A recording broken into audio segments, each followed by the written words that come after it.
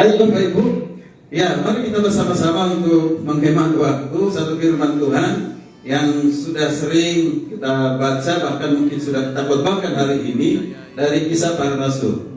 Kisah Para Rasul pertama, pasal yang pertama, bacaan kita ayat yang pertama sampai 11, tapi kita akan baca saja ayatnya yang ke-6 sampai ayat yang ke-11 ya. 6-11, nanti di ayat yang ke-1 sampai 5 itu nanti di penjelasan berikutnya. Ya, baik Bapak Ibu, saya akan baca, mari kita ikuti. Ya, Yesus terangkat ke surga. Jadi tema yang diberikan oleh Lembaga Kitab Indonesia. Ayat ke-6 berkata demikian.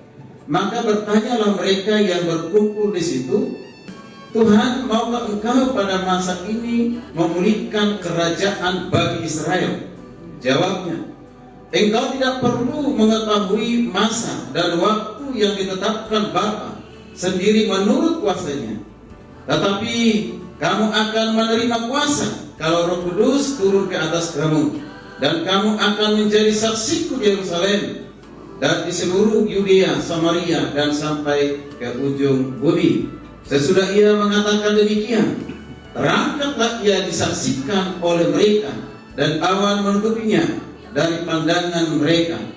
Ayat 10, ketika mereka sedang menatap ke langit, waktu dia naik, tiba-tiba berdirilah dua orang yang berpakaian putih dekat mereka, dan berkata kepada mereka, hai orang Galilea, mengapakah kamu berdiri melihat ke langit? Yesus ini yang terangkat ke surga meninggalkan kamu akan datang kembali dengan cara yang sama seperti kamu melihat dia naik ke surga.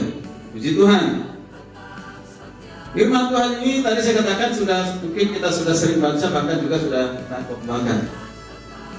Nah, surat Kisah Para Rasul, kitab Kisah Para Rasul ini adalah tulisan dari namanya Lukas, ya, yaitu seorang tabib atau seorang dokter yang ditujukan kepada Theophilus. Nah, kalau kita perhatikan siapa pendengar pada saat itu, tentu sebelum Yesus terangkat ke surga ataupun sebelum naik ke surga, yang mendengar pada saat itu dipastikan ada 11 rasul dan ditambah lagi yang lainnya. Jadi apa yang disampaikan oleh Yesus menurut teks ini, menurut nas ini, sebenarnya bukan sesuatu yang baru. Mereka sudah pernah mendengar. Tapi mengapa Yesus memperdengarkan kembali? Mengapa Yesus mengucapkan kembali? Ini yang luar biasa. Nah, disebut bukan rasul-rasul ada pada saat itu. Mengapa lagi Yesus mengajarkan mereka tentang apa yang sudah dikerjakan, dilakukan oleh Yesus? Para hamba Tuhan yang saya hormati, yang saya kasihi, kenaikan Yesus itu adalah fakta, dan itu adalah sesuatu yang benar-benar pernah terjadi. Itu sejarah. Sama dengan kematian dan kebangkitan.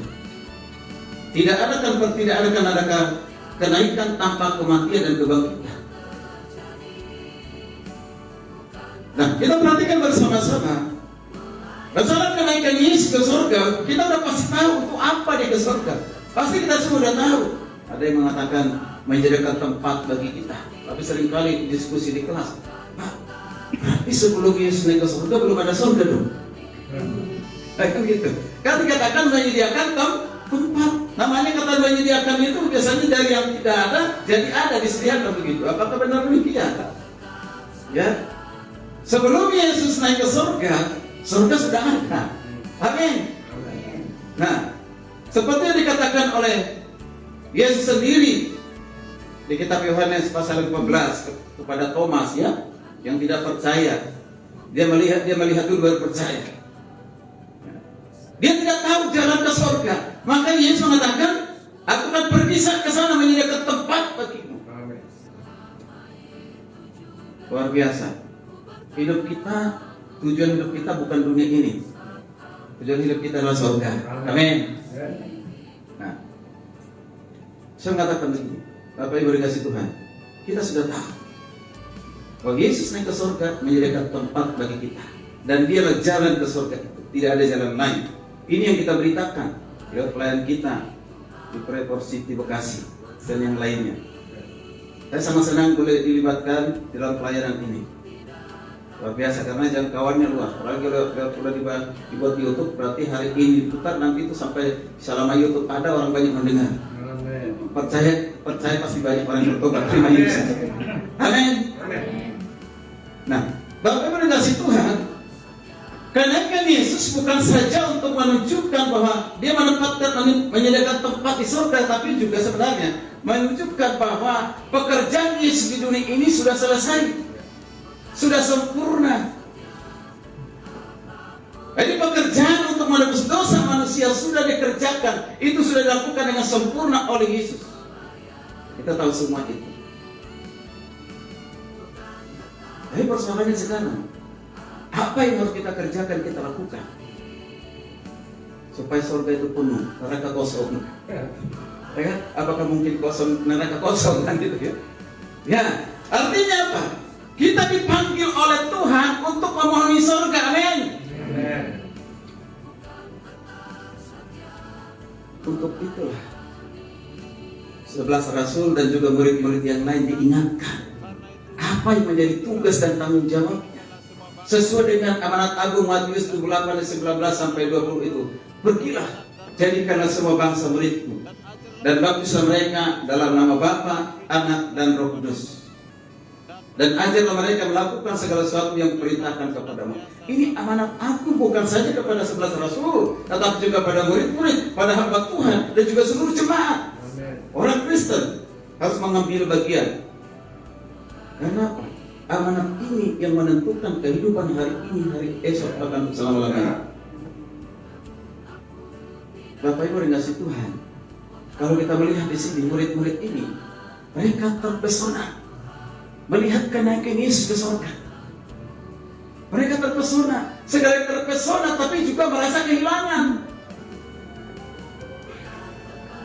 Mereka sudah lama bersama Yesus 33,5 tahun, tiba-tiba Yesus naik ke surga. Itu tidak mudah, Bapak Ibu. Siapa yang siap ditinggalkan oleh istri yang sangat mengasihi suami? Tidak apa-apa, besok pergi aja ke surga.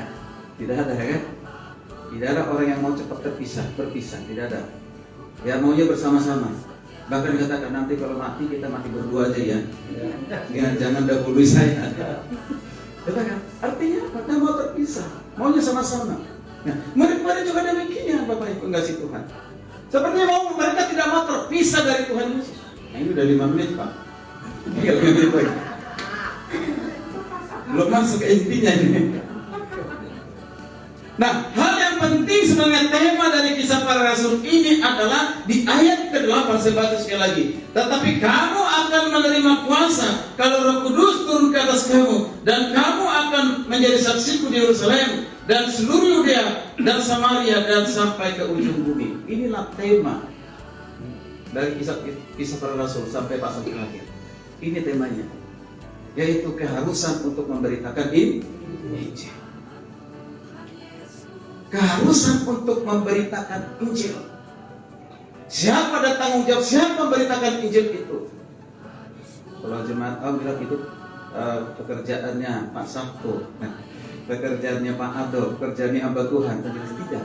Seluruh orang percaya. Amin. Seluruh orang percaya. Nah, Bapak Ibu dikasih Tuhan, ketika Tuhan Yesus sebelum naik ke surga, Tuhan sudah memberikan amanat, termasuk ayat 8 ini. Ini luar biasa. Tetapi Yesus memperlengkapi mereka sebelum mereka memberitakan Injil. Nah, ini sudah diperlengkapi sebelum kematian dan penderitaan, ya, sudah dilengkapi oleh Yesus. Tapi di sini diingatkan lagi. Nah, dan sekaligus mengingatkan kita, ada 3 hal yang kita lihat dari ayat Alkitab ini. Perlengkapan apa saja yang harus mereka miliki di dalam pemberitaan Injil? Apa saja yang diajarkan melalui kisah para rasul ini kepada murid-muridnya pada saat itu? Ada 2, ada 3. Yang pertama itu berbicara tentang iman. Yang kedua itu bicara tentang pengertian. Dan yang ketiga itu adalah puasa. Iman. Nah, kalau kita baca dari ayat yang pertama sampai ayat yang kelima, Bapak Ibu kasih Tuhan, ini bukan hal yang baru. Saya baca hanya satu ayat saja karena waktu. Dikatakan begini, hai Theophilus, dalam buku yang pertama, berarti Lukas, kitab Lukas, menulis tentang segala sesuatu yang dikerjakan, segala sesuatu yang dikerjakan dan diajarkan Yesus. Artinya mereka sudah tahu apa segala sesuatu yang diajarkan oleh Yesus. Kitab Lukas, ajarannya, mujizat-mujizatnya, penderitaannya, kematiannya, kebangkitannya, bahkan dia akan naik ke surga. Itu sudah diberitahu di Injil Lukas. Maka dikatakan oleh Lukas kembali kepada Theophilus, dikatakan segala sesuatu yang dikerjakan dan diajarkan oleh Yesus sudah disampaikan, Bapak Ibu. Tujuannya apa? Tujuannya adalah mereka diingatkan apa yang sudah dikerjakan oleh Yesus. Itu berbicara tentang iman. Amin. Supaya mereka mengimani apa yang sudah dikerjakan, dilakukan oleh Yesus. Dari mulai dia lahir, besar, melayani, menderita di kayu salib, mati, dibangkitkan. Dan setelah kebangkitan itu yang kita tahu 40 hari sebelum naik ke surga masih ada di dunia ini, masih ada di bumi ini. Dan itu adalah untuk menunjukkan pembuktian bahwa dia sudah benar-benar sudah bangkit. Harus diketahui para muridnya pada saat itu. Tapi dikasih Tuhan, para hamba Tuhan yang luar biasa ini. Lalu perhatikan, yang kedua, sampai pada hari terangkat sebelum ia telah memberitakan, telah memberi perintahnya oleh Roh Kudus. Perintah apa? Perintah amanat agung kepada mereka untuk menunjukkan dirinya setelah penderitaannya selesai, dengan banyak tanda membuktikan bahwa ia hidup. Sebab selama 40 hari ia berulang-ulang menampakkan diri dan berbicara kepada mereka tentang kerajaan Allah. Luar biasa. Diulang lagi berbicara tentang kerajaan Allah, padahal sebelumnya itu sudah dibicarakan oleh Yesus di tengah-tengah mereka. Diajar oleh Yesus tentang kerajaan Allah. Jadi semua itu apa? Diperlengkapi dengan iman. Iman yang dibangun atas dasar karya Yesus. Amin. Oleh singkat, karya Yesus itulah kematian dan kebangkitannya. Sampai di ayat kelima, kalau kita perhatikan, sebab Yohanes membaptis dengan air, tetapi tak lama lagi kamu akan dibaptis oleh Roh Kudus. Bukankah ini juga sudah diperkatakan oleh Yesus? Sudah. Bapak Ibu dikasih Tuhan, sebelum memberitakan Injil para murid itu, mereka diperlengkapi dengan iman. Apa yang harus kamu beritakan? Yaitu beritakanlah imanmu. Iman tentang apa? Yaitu iman kita kepada Yesus Kristus. Memang apa yang sudah dilakukan oleh Yesus? Karena Yesus itulah kematian dan kebangkitannya. Itulah inti dari pemberitaan Injil yang harus kita beritakan. Itu bicara tentang iman. Bukankah Paulus mengatakan 1 Korintus, seandainya Yesus tidak bangkit dari kematian, maka sia-sia iman kepercayaan kita. 1 Korintus 15. Tetapi sesungguhnya Yesus bangkit, disaksikan oleh murid-murid lebih dari 500, para rasul yang lain disaksikan. Dan katakan bumi dan surga yang menyaksikan. Penghuni surga itu malaikat datang untuk menyaksikan. Para murid menyaksikan. Jadi tidak perlu lagi diragukan tentang kematian dan kebangkitan Kristus. Dia benar-benar mati, bukan salah satu murid yang mati. Yudas Iskariot itulah ajaran di luar sana. Kan? Bukan Yesus mati, bahkan ini Yesus dekat bukan mati, Yesus itu pingsan. Bagaimana bisa bangkit? Nah, Yesus mati dan dia bukan bangkit, tapi dipindahkan ke tempat lain oleh murid-muridnya, dicuri. Ini ajaran-ajaran yang sumbang, tapi diyakini banyak orang. Karena ini harus kita sampaikan, iman percaya kita. Lalu kita perhatikan yang berikutnya di ayat ke-6, Di ayat kita dikatakan, maka bertanyalah mereka, murid-murid ini yang berkumpul di situ, bertanya kepada Tuhan. Mereka bertanya begini, Tuhan, maukah Engkau pada masa ini memulihkan kerajaan bagi Israel? Jadi murid-murid bertanya tentang pemulihan bangsa Israel. Maka saya mengatakan, murid-murid pada saat itu mereka bertanya yang seharusnya mereka tidak perlu tahu. Mereka tidak perlu tahu. Itu dikatakan oleh Yesus di ayat ke-7. Jawab Yesus, engkau tidak perlu mengetahui masa itu dan waktu yang ditetapkan Bapa sendiri menurut kuasanya. Apa yang dimaksudkan untuk memulihkan bangsa Israel? Dalam konsep mereka, ini yang akan diluruskan oleh Yesus. Diberikan pengertian, memulihkan bangsa Israel itu memulihkan secara fisik. Yaitu bangsa Israel pada saat itu dalam keadaan dijajah oleh bangsa Romawi, mengalami banyak penderitaan, ketakutan. Apalagi sudah Yesus naik ke surga, mereka semakin takut, mereka bersembunyi di suatu tempat. Mengapa? Karena seorang figur yaitu Yesus dikatakan akan meninggalkan mereka. Luar biasa. Tidak mudah pada saat itu menjadi orang Kristen. Tidak mudah menjadi pengikut Yesus. Dan yang dimaksudkan oleh murid-muridnya di sini pemulihan bangsa Israel, yaitu secara bangsa, secara fisik. Mereka tidak mengerti kerajaan Allah yang dimaksudkan oleh Yesus. Itu adalah kerajaan yang dipulihkan.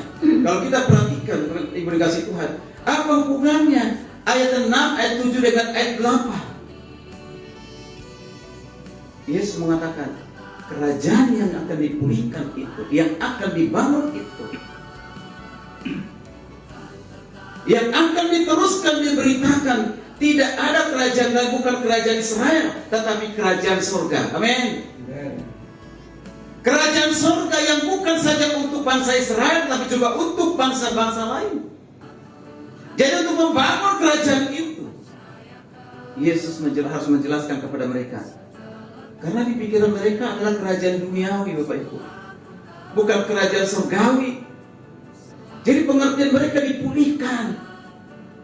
Hei bangsa Israel, jangan hanya memikirkan pemulihan secara duniawi, tapi pemulihan secara surgawi. Dan tidak ada cara yang lain, Bapak Ibu kasih Tuhan, untuk mendapatkan suatu pemulihan itu selain daripada kerajaan Allah yang hadir di tengah-tengah kehidupan manusia. Amin. Makanya saya selalu mengatakan, untuk apa kita ada di sini? Membangun kerajaan Allah.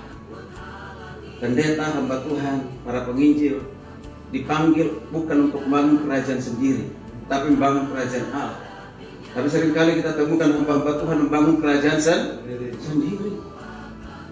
Maunya dia aja menjadi hamba Tuhan sampai nanti meninggal, gak boleh yang lain. Kan? Kadang-kadang sudah kehilangan motivasi, kehilangan arah. Jadi katakan kepada mahasiswa, engkau mengambil keputusan menjadi hamba Tuhan, mengapa? Ada satu hamba Tuhan, ada satu mahasiswa lagi. Ini benar, saya tanya di kelas. Karena saya harus tahu visi misi mereka untuk sekolah teologi apa. Tanya, kamu mau jadi hamba Tuhan, mau ngapain? Mau jadi saingan, Pak? Hah? Mau jadi saingan? Saingan siapa? Mau saya menjadi saingannya Gilbert Rumilo, katanya.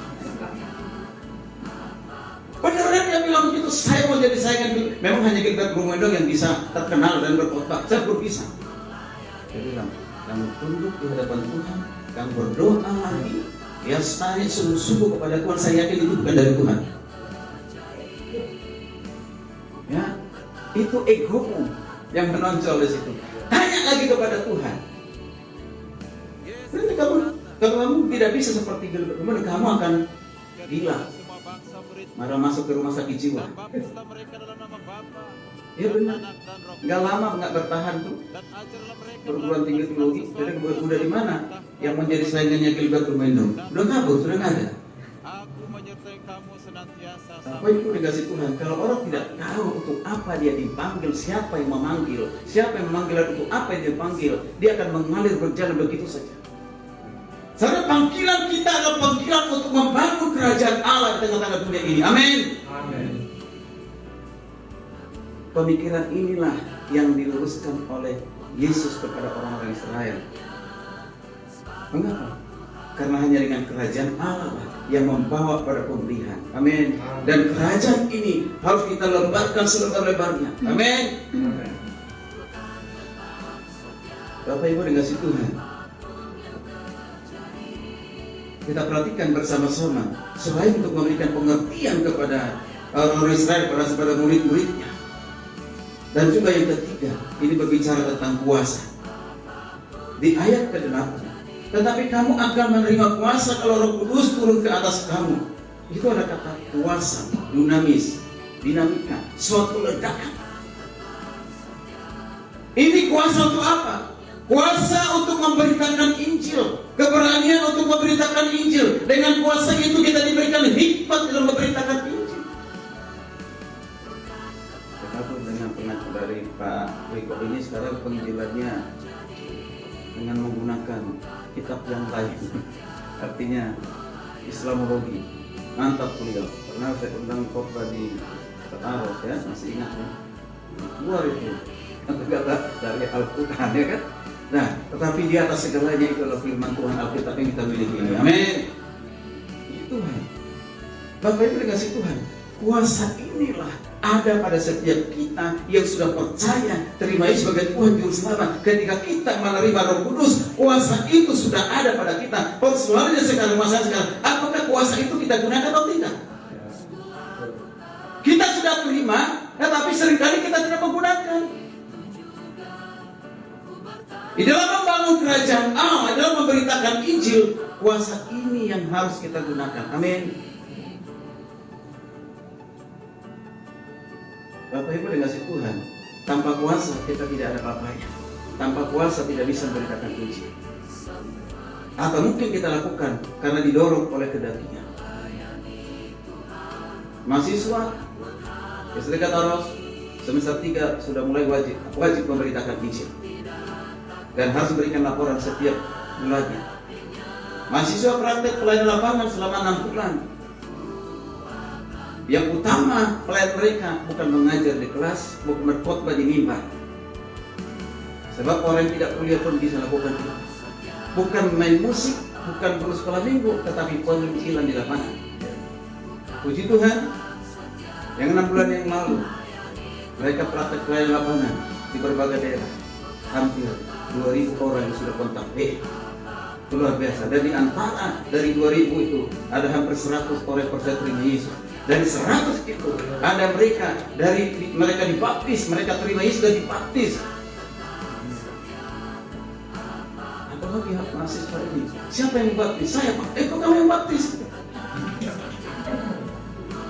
Kondisi Pak, situasi. Mengapa? Karena pada saat itu pelayan di penjara Pak.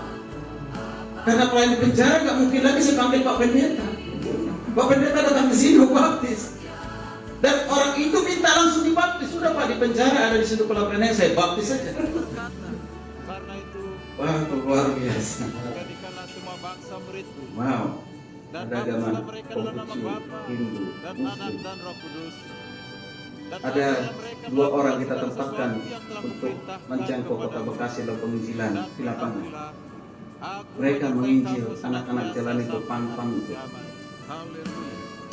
Pak, boleh nggak Bapak datang ke tempat kami melayani pang-pang? Hah? Saya belum pernah ketemu. Lihat itu semua tato dan dibat dan dibuka wajah. Tapi mereka sudah dijamah Yesus.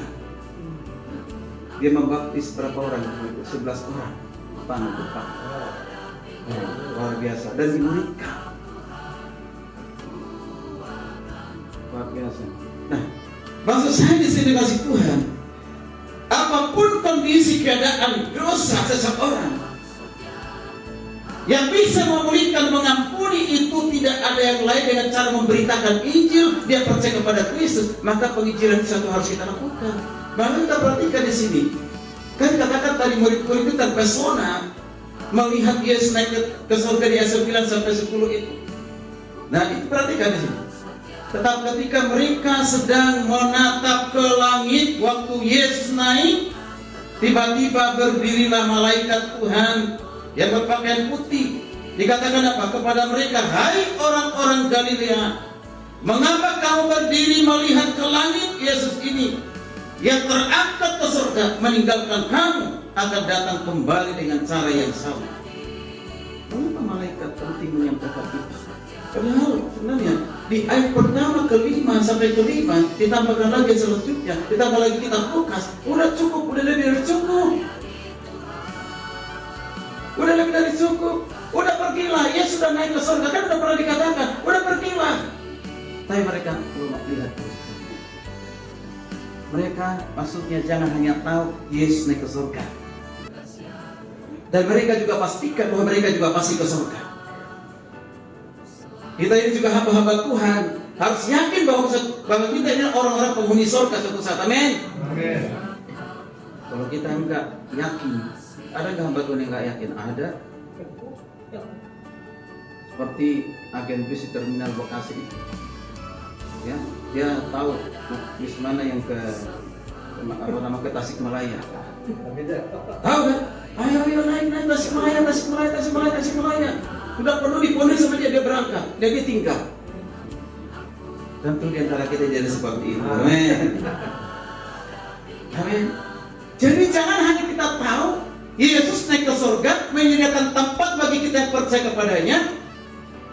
Jangan hanya kita tahu, tetapi apa yang kita tahu kita harus beritakan. Karena Tuhan menghendaki yang demikian. Bapak Ibu kasih Tuhan. Bapak Ibu kasih Tuhan, kita perhatikan. Dengan Yesus naik ke surga berarti Roh Kudus yang dijanjikan itu disurahkan. Dengan Roh Kudus yang disurahkan, itulah sekarang yang bekerja di dalam kehidupan kita, dalam gereja. Dan di dalam menyambut kedatangan Tuhan yang kedua kali itu, Yesus akan berdiri menyambut kita, para hamba Tuhan, para penginjil, seperti Stefanus. Yesus katakan berdiri, artinya memberikan suatu kehormatan bagi hamba-hamba Tuhan yang setia dan mati dalam penginjil, mati syahid oleh karena Injil, bukan karena dosa. Ya? Jadi kalau kata saksi di sini, dalam bahasa aslinya itu sebenarnya martir. Dia mati syahid karena Injil. Dan berapa banyak sekarang ini hamba-hamba Tuhan yang seperti itu. Dan baptislah mereka dalam nama Kalau masih ada hamba Tuhan yang takut dalam penginjilan, dan ajarlah mereka mari kita segala evaluasi sesuatu yang telah hati kuperintahkan kita, iman kita. kepadamu.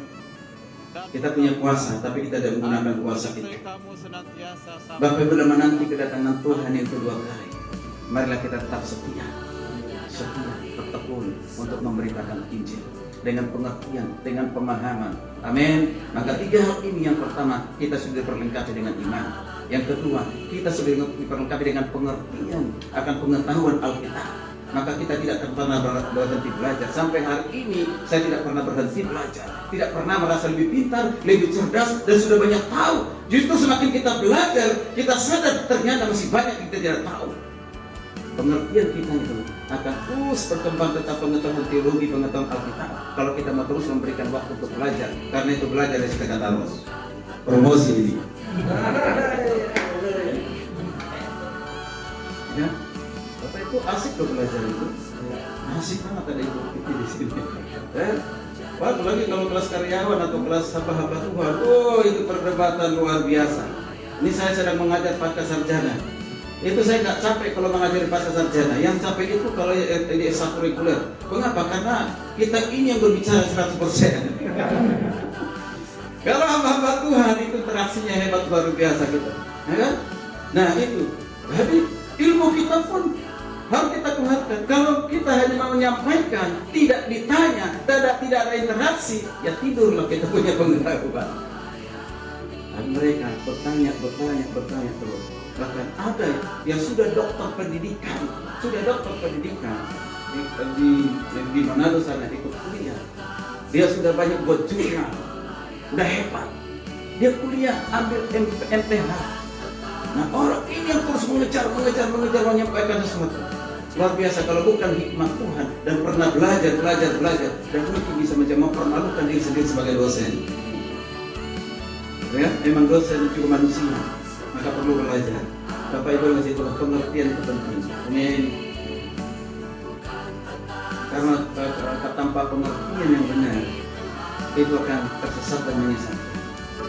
Ada dokter itu, ya, ketika dia mengkhotbahkan ini, khususnya ayat yang ke-11 ini, ya, saya baca sekali lagi kan. Dan berkata kepada mereka, hai orang Galilea, mengapa engkau kami melihat ke langit? Yesus ini terang-terangkan ke surga meninggalkan kamu, Dan baptislah mereka. dan akan datang kembali dengan cara yang sama seperti kamu melihat dia naik ke surga. Mereka melakukan segala sesuatu Orang yang Tuhan telah ini kuperintahkan mengatakan, kepada ini sudah digenapi.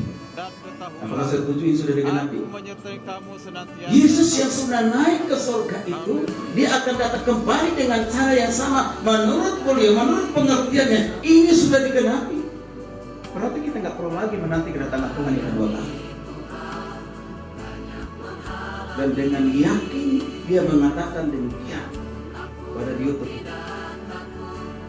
Luar biasa. Kenapa kalau kita lihat ini juga usah diterjemahkan, diobservasi atau interpretasi dengan muluk-muluk sama kasih Tuhan. Ketika Yesus naik ke surga, dilihat dengan mata kepala sendiri.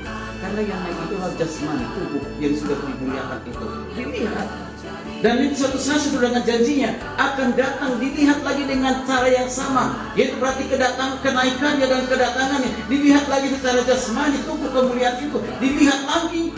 Kita akan lihat. Jadi jangan dikatakan itu sudah digenapi dengan kehadiran Roh Kudus. Ini adalah orang-orang yang menolak tentang doktrin Allah Tritunggal.